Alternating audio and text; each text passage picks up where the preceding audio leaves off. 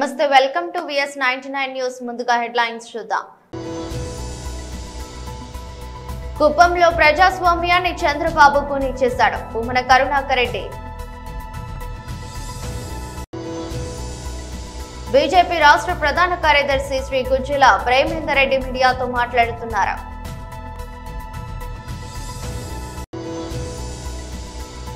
తెలంగాణ భవన్లో బీఆర్ఎస్ నాయకుల press meet.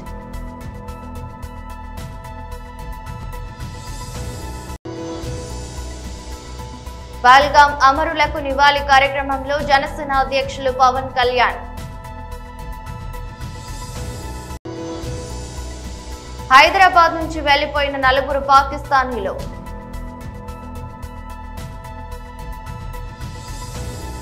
కుప్పంలో ప్రజాస్వామ్యాన్ని చంద్రబాబు కూని చేశాడని మున్సిపల్ చైర్మన్ ఎన్నికల్లో టీడీపీకి బలం లేకపోయినా కుర్చీ కోసం వైఎస్ఆర్సీపీ వాళ్ళని బెదిరించి ప్రలోభాలకి గురి చేయడం జరిగిందని టీడీపీ నేతలు ప్రలోభాలు పెట్టిన తీరుపై రాష్ట్రం మొత్తం ఇప్పుడు ఆశ్చర్యంతో కుప్పం వైపు చూస్తుందన్నారు. కుప్పంలో ప్రజాస్వామ్యాన్ని చంద్రబాబు గారు ఖైమా చేశారు. సాక్షాత్తు తన సొంత నియోజకవర్గంలో 1000 తలల విషసర్పంగా మారి ప్రజాస్వామ్యాన్ని కాటువేశారు. ఎంత దారుణమైనటువంటి స్థితిలో కుప్పం వెళ్లిపోయిందంటే నిరంతరం ప్రజాస్వామ్య పరిరక్షకునిగా చెప్పుకునేటువంటి ముఖ్యమంత్రి గారు తన సొంత నియోజకవర్గంలోనే ప్రజాస్వామ్యాన్ని ఇంతగా అపహాస్యం చేయటం అన్నది ఆశ్చర్యకరమైనటువంటి విషయం. కుప్పం మున్సిపాలిటీలో తనకు కేవలం 6 సీట్లే ఉన్నప్పటికీ కూడా 6 మంది కౌన్సిలర్లే ఉన్నప్పటికీ కూడా ఈ రోజున దినటువంటి మున్సిపల్ చైర్మన్ ఎన్నికల్లో వైఎస్ఆర్ కాంగ్రెస్ పార్టీ అభ్యర్థుల్ని ఒక్కొక్కరిని దాదాపు 50 లక్షల రూపాయలతో కొనివేసి ప్రజాస్వామ్యాన్ని రక్షించేటువంటి వ్యక్తిని అని చెప్పుకునేటువంటి చంద్రబాబు నాయుడు గారు చేసినటువంటి నిర్వాకం వలన రాష్ట్రం యావత్తు ఈ రోజున ఆశ్చర్యంగా కుప్పం వైపు చూస్తోంది. ఇంత దారుణమా? ఆ కుప్పం మున్సిపాలిటీని చంద్రబాబు నాయుడు గారి పార్టీ గెలవకపోయినా వచ్చేటువంటి నష్టం ఏమీ లేదు. ఆయన కూటమి ప్రభుత్వం అధికారంలోకి వచ్చిన తర్వాత మేము రాష్ట్రంలో ఎక్కడ ఎవ్వరు ఇతర పార్టీల వాళ్ళు మా పార్టీలోకి చేరాలని వచ్చినా వాళ్లను చేర్చుకునేటువంటి ప్రసక్తి లేనే లేదు. వాళ్లను చేర్చుకొని మేము మా పార్టీని బలోపేతం చేసుకోవాల్సినటువంటి అవసరం మాకు లేదు అని పదే పదే చెప్పినటువంటి ముఖ్యమంత్రి గారు గత 2-3 నెలలుగా రాష్ట్రంలో జరుగుతున్నటువంటి అనేక మున్సిపల్ మరియు స్థానిక సంస్థల ఎన్నికలలో తెలుగుదేశం కూటమి ప్రభుత్వం చేస్తున్నటువంటి దారుణాలని ప్రజలందరూ కూడా గమనిస్తున్నారు. విశాఖపట్నం మున్సిపాలిటీ కావచ్చును, గుంటూరు మున్సిపాలిటీ కావచ్చును, తిరుపతి కార్పొరేషన్ కావచ్చును, ఇలా అనేక ప్రాంతాలలో మీరు చేసినటువంటి చేష్టల వలన ప్రజలందరూ కూడా కూటమి ప్రభుత్వం పట్ల ఒక ఏహ్యభావాన్ని ఏర్పరచుకుంటున్నారు. జగన్మోహన్ రెడ్డి గారు ముఖ్యమంత్రిగా ఉన్నప్పుడు జరిగినటువంటి స్థానిక సంస్థల ఎన్నికలలో ఉదాహరణకు తాడిపత్రిలో కేవలం 1 సీటుతోనే అక్కడ ఉన్నటువంటి తెలుగుదేశం పార్టీ అభ్యర్థి అధికంగా మున్సిపల్ కౌన్సిలర్లను గెలుచుకున్నా వైఎస్ఆర్ కాంగ్రెస్ పార్టీ గాని మా నాయకుడు జగన్మోహన్ రెడ్డి గారు గాని బీజేపీ రాష్ట్ర ప్రధాన కార్యదర్శి శ్రీ గుజ్జల ప్రేమేందర్ రెడ్డి మీడియాతో మాట్లాడుతున్నారు. సమావేశం రేపు ఏర్పాటు చేయడం జరిగింది. ఈ సమావేశానికి కేంద్ర మంత్రివర్యులు రాష్ట్ర భారతీయ జనతా పార్టీ అధ్యక్షులు శ్రీ జి కిషన్ రెడ్డి గారి అధ్యక్షతన జరుగుతుంది. దీనికి ముఖ్య అతిథిగా బీజేపీ జాతీయ ప్రధాన కార్యదర్శి శ్రీ సునీల్ బన్సల్ గారు వస్తున్నారు. ఇంకా మిగతా నాయకులు పాల్గొంటారు. అంటే మొత్తం నాయకులు కాదు, దీనికి ఒక ప్రధానంగా కొన్ని అంశాల గురించి చర్చించడం కోసం ఈ సమావేశం ఏర్పాటు చేయడం జరిగింది. బీజేపీ సంఘటన సంరచన కార్యక్రమం. అదేవిధంగా ఇటీవల రాజకీయ పరిస్థితుల గురించి ఈ సమావేశంలో చర్చించడం జరుగుతుంది. రేపు మధ్యాహ్నం సుమారుగా 2 o'clock ఆ ప్రాంతంలో ఉంటుంది. ఇంకొక ప్రధాన విషయం ఏంటంటే, ఒక వరంగల్ వాసిగా ఒక విషయం ఇవాళ ప్రజల ముందు ఉంచవలసిన అవసరం ఉంది. ఎందుకంటే నిన్న వరంగల్ అనే పేరుతోని కేసీఆర్ సభ జరిపాడు. ఆయన ఏమనుకుంటుండంటే టీఆర్ఎస్ మోడల్ అంటే, కేసీఆర్ మోడల్ అంటే ఇట్లే ఉంటుంది, ఇది గతంలో సక్సెస్ అయినాం కాబట్టి ఇప్పుడు కూడా అవుతాం అనే యొక్క భ్రమలో ఇంకా విహరిస్తున్నట్టుగా కనిపిస్తున్నది. అందుకోసమే ఎప్పుడో ఏడాదిన్నరకు ఒకసారి బయటకు వచ్చుడు, కోట్ల రూపాయలు ఖర్చు పెట్టి ఒక పబ్లిక్ మీటింగ్ జరపడం, ఏదో ఒకటి అడ్డంగా మాట్లాడడం, దానిపైన ప్రజలు చర్చించుకోవడం, ఆ తర్వాత మళ్ళా 6 నెలలకో 1 yearకో మళ్ళా ఒక మీటింగ్ పెట్టి బయటికి రావడం. ఇది KCR model, BRS model, farm house model. ఇది ఇట్లనే సక్సెస్ అవుతుందనే ఒక భ్రమలో ఆయన ఉన్నాడు. ఇట్లనే మళ్ళీ అధికారంలోకి వస్తామనే యొక్క ఆనంద డోలికలలో ఊగిపోతున్నారు బీఆర్ఎస్ నాయకులు. కానీ ప్రజలు ఇవాళ చాలా విజ్ఞులు. తెలంగాణ ప్రజలు చాలా పర్ఫెక్ట్గా ఆలోచిస్తున్నారు. ఈరోజు ఇటువంటి యొక్క అప్రజాస్వామిక నియంత పార్టీకి కాలం చెల్లిపోయింది. అక్కడ మీరందరూ చూసినాం, మేమందరం చూసినాం. కేసీఆర్ గారు కాకుండా ఆ పార్టీలో మాట్లాడింది ఎవరో మీరు చూసిండ్రు. ముందు ఆయన ఎవరో మీకు తెలుసు, ఆ తర్వాత కేసీఆర్ గారు మాట్లాడింది. అంటే ఆ పార్టీని ఇంకెవ్వరు లేరా? ఆ పార్టీలో సోషల్ జస్టిస్ అనేది లేనే లేదా? పెద్ద పెద్ద మాటలు మాట్లాడతారు కదా బీఆర్ఎస్ వాళ్ళు. మరి ఏమైందని నేను అడుగుతున్నా. 200 కోట్లు పైగా ఖర్చు పెట్టింది నిన్నటి మీటింగ్కు. అన్ని కోట్లు ఖర్చు పెట్టి ఆ మాత్రం మీటింగ్ పెట్టడం అనేది ఎవరైనా. తెలంగాణ భవన్ లో బీఆర్ఎస్ నాయకుల ప్రెస్ మీట్ నిర్వహించారు. తెలంగాణ రాష్ట్ర వ్యాప్తంగా దగ్గర 2 లక్షల ఇండ్లకు మేము కట్టడం స్టార్ట్ చేసి 1,60,70,000 పంపిణీ చేసినాం. హైదరాబాద్ శివారులో మా దుందిగల్ ప్రాంతం కానివ్వండి, ఇక్కడ కొల్లూరు కానివ్వండి, అనేక ప్రాంతాల్లో పారదర్శకంగా ట్రాన్స్పరెంట్గా లాటరీ పద్ధతిలో వారికి అందరికి ఇల్లు కేటాయించాం. వారు దాదాపు అందరూ కూడా ఇండ్లకు పోయినారు. ఈరోజు వాటిలో కనీస వసతులు తాగునీరు అందించలేకపోతుంది ప్రభుత్వం.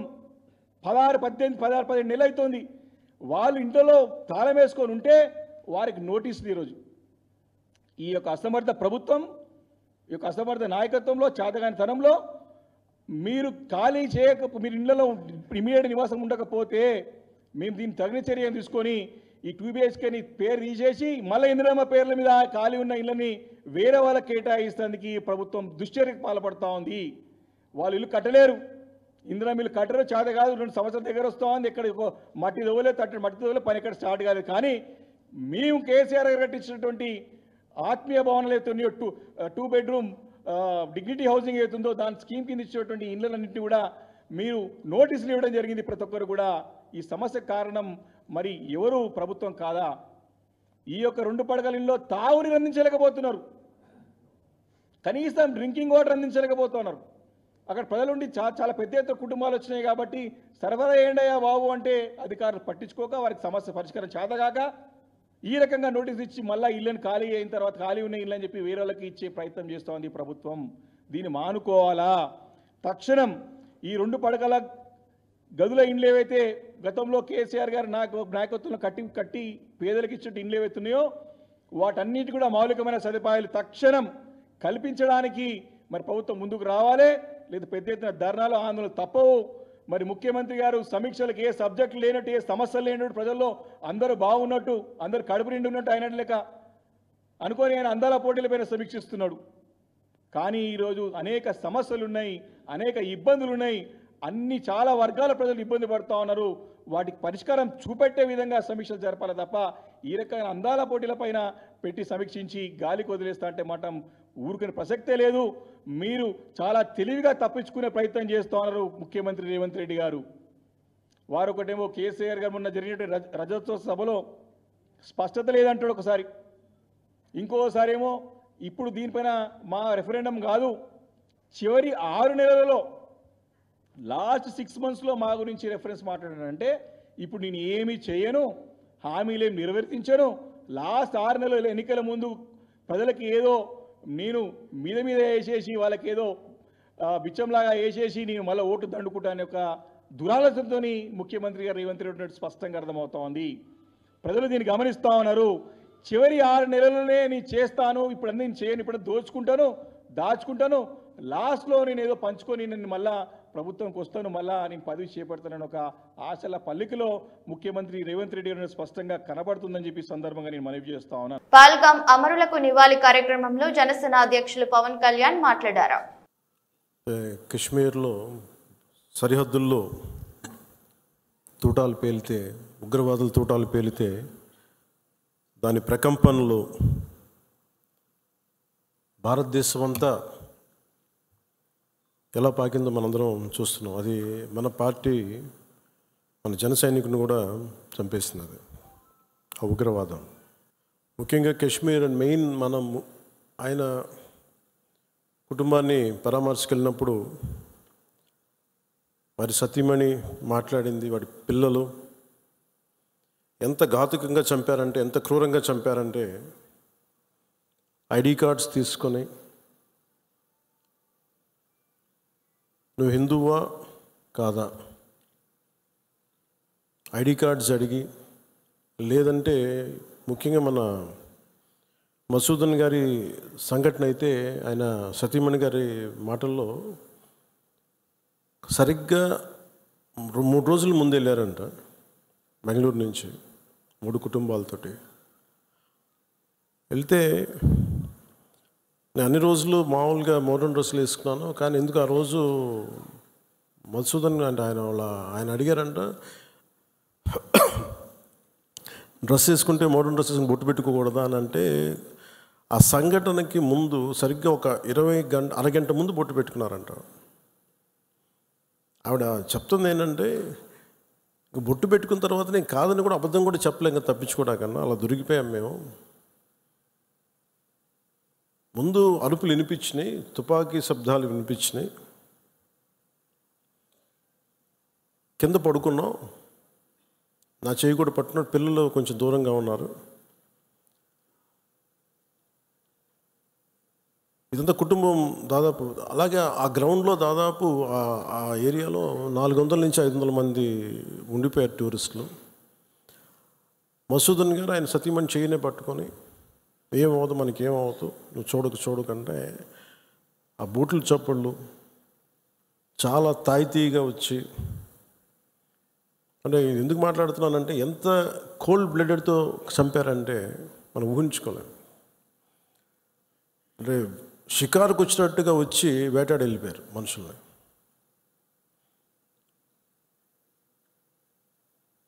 మనకి ఏమవ్వదు అని అలా అంటుంటే బూట్ల శబ్దాలు ఆగినాయి.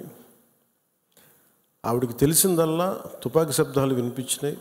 కళ్ళు తెరిచి చూస్తే మొత్తం ముఖం మీద మొత్తం రక్తం ఉండిపోయింది, భర్త తాలూకు రక్తం. ఎంత క్రూరంగా చంపారంటే, నేను వైజాగ్ కూడా వెళ్ళాను చంద్రమౌళి గారి ఇంటికి. ఎక్కడ తల ఉండాల్సిన చోట తల లేదు. ఇటీవల భారత్ పాకిస్తాన్ మధ్య నెలకొన్న ఉద్రిక్తత పరిస్థితుల నేపథ్యంలో దేశంలో నివసిస్తున్న పాకిస్తానీయుల నివాసాలను రద్దు చేస్తూ కేంద్ర ప్రభుత్వం నిర్ణయం తీసుకుంది. నిర్దేశిత గడువులోగా వారంతా దేశం విడిచి వెళ్లాలని స్పష్టం చేసింది. మెడికల్ వీసాలపై వచ్చిన వారికి నేటితో ఆ గడువు ముగుస్తుంది. ఈ ఆదేశాలను అనుసరించి తెలంగాణ పోలీసులు అప్రమత్తమయ్యారు. డీజీపీ జితేందర్ పర్యవేక్షణలో హైదరాబాద్ నగర పోలీస్ కమిషనరేట్ పరిధిలోని స్పెషల్ బ్రాంచ్ లో నమోదైన పాకిస్తాన్ పౌరుల వివరాలను అధికారులు క్షుణ్ణంగా పరిశీలించారు. విదేశీయులు నిబంధనల ప్రకారం శంషాబాద్ లోని ఫారినర్స్ రీజనల్ రిజిస్ట్రేషన్ ఆఫీసులో నమోదు చేసుకోవాల్సి ఉంటుందని అధికారులు గుర్తు చేశారు. పోలీసుల ఆదేశాలు, కేంద్ర ప్రభుత్వ నిర్ణయం నేపథ్యంలో హైదరాబాద్ లో నివసిస్తున్న 4 పాకిస్తాన్ పౌరులు నగరాన్ని వీడి వెళ్లారు. వీరిలో ఒక పురుషుడు, ఒక మహిళ, ఆమె కుమార్తె, మరో మహిళ ఉన్నట్లు తెలిసిందే. స్వల్పకాలిక వీసాలపై ఉన్న పాక్ పౌరులకు లీవ్ ఇండియా పేరుతో పోలీసులు నోటీసులు జారీ చేశారు. దేశం విడిచి వెళ్లేందుకు విమానాశ్రయ మార్గం లేదా అటారీ సరిహద్దును ఉపయోగించుకోవాలని పోలీసులు వారికి సూచించినట్లు సమాచారం.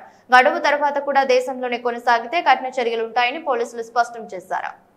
ప్రొఫెసర్ కోదండరాం ఆదేశాల మేరకు ఈరోజు ఖమ్మంలో తెలంగాణ జన సమితి ఆవిర్భావ దినోత్సవ సందర్భంగా 7 వసంతాలు పూర్తి చేసుకుని 8వ వసంతంలోకి అడిగిన సందర్భంగా జెండా ఆవిష్కరణ చేయడం జరిగింది.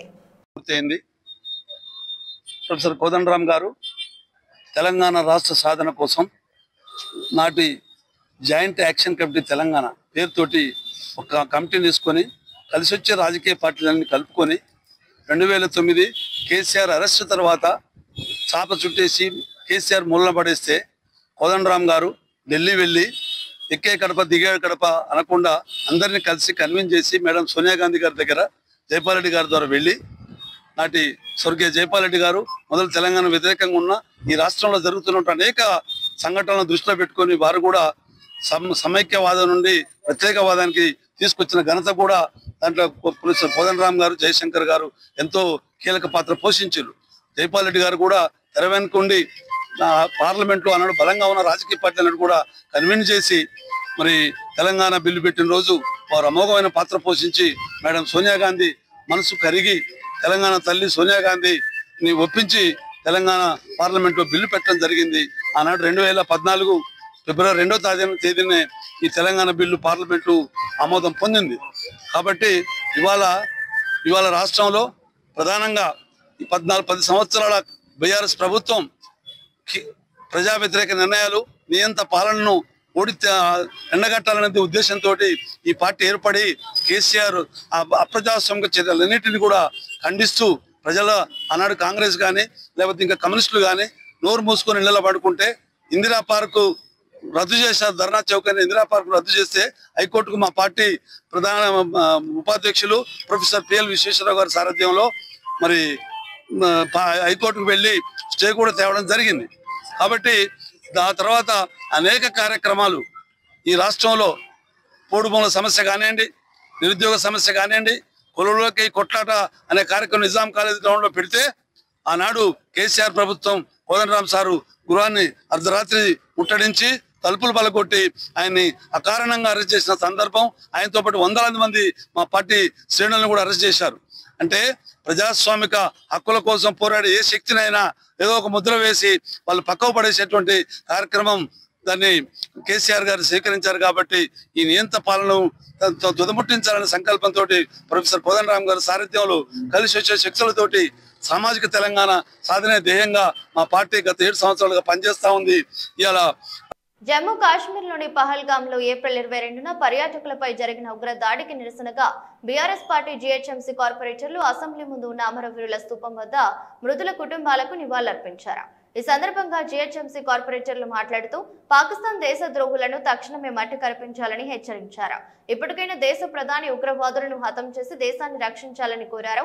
పహల్గాంలో పర్యాటకులపై ఉగ్రవాదులు పాశవిక దాడులను తీవ్రంగా ఖండించారు. ఇలాంటి దాడులు పునరావృతం కాకుండా ఉండేలా భారత ప్రభుత్వం ఉగ్రవాదులను కఠినంగా శిక్షించాలని డిమాండ్ చేశారు.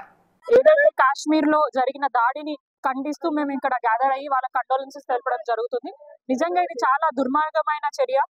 కాశ్మీర్ లో ఏదైతే బీజేపీ వాళ్ళు చెప్తున్నారో చాలా సేఫెస్ట్ ప్లేస్ అని చెప్పేసి వాళ్ళు చెప్పడం జరుగుతుంది. అయినా కూడా ఎక్కడ కూడా పోలీసులు కూడా కనిపించలేదు. ఈ దాడి జరిగినప్పుడు అమాయకమైన ప్రజలందరూ కూడా వాళ్ళ ప్రాణాలు అక్కడ పోవడం జరుగుతుంది. ఖచ్చితంగా దీన్ని మేము తీవ్రంగా ఖండిస్తున్నాము. డెఫినెట్ గా దాని మీద ఏదైతే ఇన్సిడెంట్ జరిగిందో బీజేపీ సంబంధించిన సెంట్రల్ బీజేపీకి సంబంధించిన నాయకులందరూ కూడా దీని మీద పూర్తిగా ఎగ్జామిన్ చేసి డెఫినెట్ గా రానున్న రోజుల్లో ప్రజలకి భద్రత ఇంకా పటిష్టంగా చేయాలని మేము కోరుకుంటున్నాము. ఎందుకంటే అసలు సంబంధం లేదు, దేనికి సంబంధం వ్యక్తులు కేవలం వాళ్ళు హ్యాపీగా ఎంజాయ్ చేయడానికి కాశ్మీర్ వెళ్తే ఇట్లా దాడిలో వాళ్ళ ప్రాణాలు పోవడం నిజంగా వాళ్ళ కుటుంబ సభ్యులందరికీ మేము ప్రగాఢ సానుభూతి తెలియజేస్తున్నాం. వారికి అండగా కూడా మేము ఉండడానికి మా పార్టీ తరఫున మేము అందరం ఉండడానికి కూడా ఉంటాము. బీజేపీ ఏదైతే చర్యలు తీసుకుంటుందో రానున్న రోజుల్లో ఈ టెర్రర్ అటాక్ ని ఆపడానికి వారికి కూడా మేము మద్దతు తెలుపుతాం. ఎందుకంటే అమాయకమైన ప్రజల ప్రాణాలు పోతున్నాయి. వాళ్ళు కొన్ని సంవత్సరాల నుంచి చెప్తున్నారు మేమందరము ప్రజల్ని రక్షిస్తున్నాం. ఈ ఒక్క చిన్న వైఫల్యంతోనే వాళ్ళ వైఫల్యం అనేది క్లియర్ గా కనిపిస్తుంది. సో ఖచ్చితంగా ఈ దాడి ఏదైతే జరిగిందో చాలా అమాయకమైన చర్యగా మేము భావిస్తూ బీజేపీ మన మోదీ గారు డెఫినెట్ గా దీని మీద యాక్షన్ తీసుకొని ప్రజల భద్రత గురించి మీరు జాగ్రత్త తీసుకోవాలని మేము మనస్ఫూర్తిగా కోరుకుంటూ ఇక్కడికి వచ్చిన వారందరికీ మీడియా మిత్రులకు అందరికీ కూడా మా అభినందన తెలియజేస్తూ థ్యాంక్ యూ. సత్యనారాయణ, సతీష్, మెట్టు కుమార్, విజయ్ గౌడ్, ప్రసన్న లక్ష్మి, విజయ్ గౌడ్, ప్రసన్న లక్ష్మి, శైలజ రాశి, రోజా. నరేంద్ర మోడీ గారు మీరు ఆ చర్య మీద ఇమీడియట్ గా చర్య తీసుకోవాలని కోరుకుంటూ భారతదేశానికి నాయకత్వం వస్తున్న బీజేపీ పార్టీ కావచ్చు, నరేంద్ర మోడీ గారు కావచ్చు, ఈ రోజు మరి తగిన చర్యకు జరిగిన సంఘటనకు మరి ఇప్పటికే ప్రతీకార చర్య ఉండాలి. మీకు భారతదేశం అంతా కూడా రాజకీయాలకు అతీతంగా మీ ఎంట ఉంది. మరి ఏదైనప్పటికీ కూడా ఇటువంటి చర్యలు లేకుండా ఇంకా కాలయాపన చేసి భారతదేశ ప్రజలను భయానికి గురి చేస్తూ ఈ రోజు మీరు ఇంకా కాలయాపన చేయడం సరి అయింది కాదు. మరి ఆ విధంగా మరి ఏదేమైనప్పటికీ కూడా వారి కుటుంబాలకు ఏ అమాయక ప్రజలు ఏ పాపం ఎరిగిన అమాయక ప్రజలు కూడా ఈ రోజు వాళ్ళు చనిపోవడం జరిగింది. మేము ఒక డిమాండ్ చేస్తున్నాం, ఎవరైతే టూరిస్టులు ఎవరైతే చనిపోయారో వాళ్ళని అమరవీరులుగా ప్రకటించాలని కూడా ఒక డిమాండ్ చేస్తా ఉన్నాం. ఈ రోజు ఈ కార్యక్రమానికి వచ్చిన మా కార్పొరేటర్లు మీడియా మిత్రులకు నమస్కారం. జై తెలంగాణ.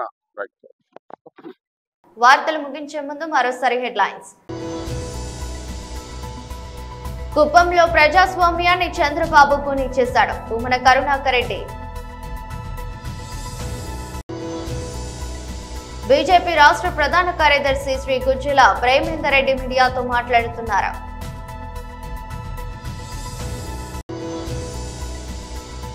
తెలంగాణ భవన్లో బీఆర్ఎస్ నాయకుల ప్రెస్ మీట్.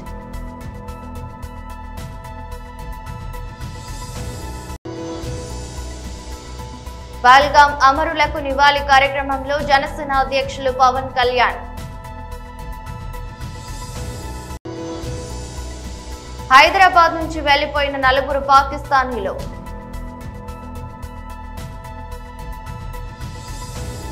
ఇది బులెటిన్. మరో బులెటిన్లో మళ్ళీ కలుద్దాం. అంతవరకు సెలవు. నమస్కారం.